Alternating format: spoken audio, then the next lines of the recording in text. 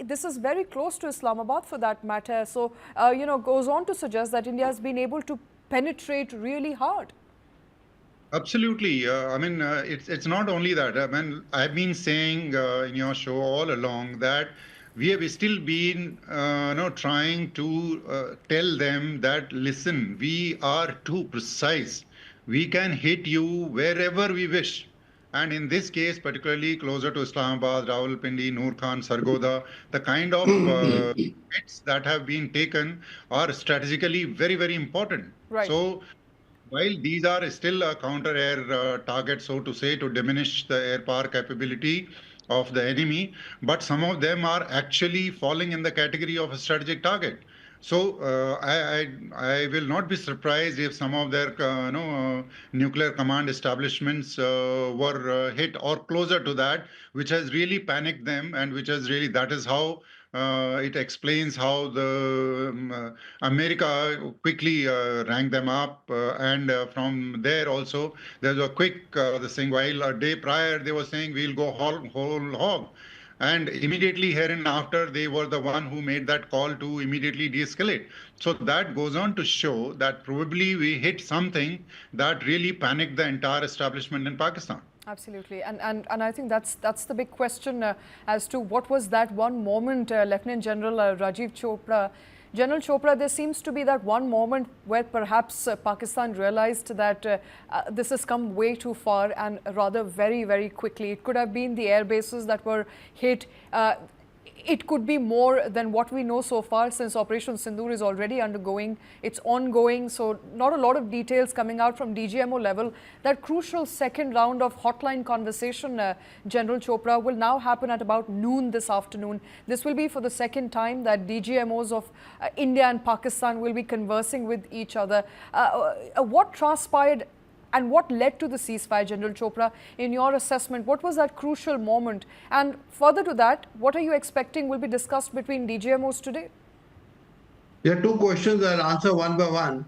Like very, very well brought out by the Air Marshal Rana, that our strikes were precision, timed, short, intense, and they had brought a crippling blow to their military infrastructure and also to the war waging capability. Like very well brought out, they are saying 20%, possibly it may be more. There are two things which emerged. One, that our air defense systems are very robust.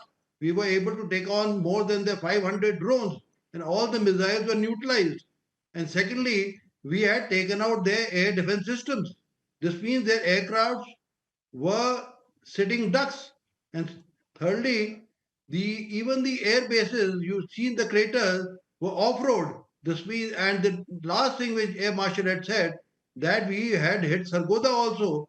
Possibly we were doing strategic messaging, which create panic in Pakistan. That's why if you see, that called the National Command Authority Conference also, which was later called off because of reasons best known to you. They went with a begging bowl to the US to stop it, and the US authorities also spoke to us. But we said it is a bilateral issue. Unless the Pakis come to us, we will not relent, and we'll up the ante. This is my answer to the first question. And secondly, what they have seen, the strategic asset, the second strategic asset, that is the terrorist leaders. They were devastating effects on those 9 terror camps, 3 which you are well aware, and the clippings have been shown, and the relationship between the terrorists, the jihadis, and the military leadership has been well established, as shown by all during last 2-3 days. I don't want to repeat them. We have taken out the terrorist infrastructure and the leadership. We have at the headquarters of Jaish-e-Mohammed and Lashkar-e-Toba. It will take some time for them to recoup. So now we had said, no, enough is enough. We must come to us for talks.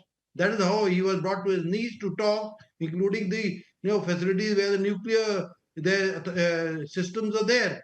This is point number one. And secondly, like we said, in the Air Force and the artillery domain, we always say start and end with a bang. We started with a bang. We displayed a military capability to a very great extent by precision strikes, by non-contact warfare, by not crossing the lines. That is what we displayed, and now no, we must end with a bang. Okay. That is even But the General no Chopra, everybody feels. right, Yeah, I am coming to you. right, Yeah, sir. Yes, sir, go ahead. yeah. What I want to bring out, there's always been a dilemma of talk or not to talk, or let guns do the talking. Now guns have done the talking. There has to be some talks, and it has come from their side. Now there are two issues. Since we are from the top, we must negotiate from the top. And in the military realm, what I can bring out, there are two things. We will be conveying, possibly in some form or the other, terror and talks cannot go together.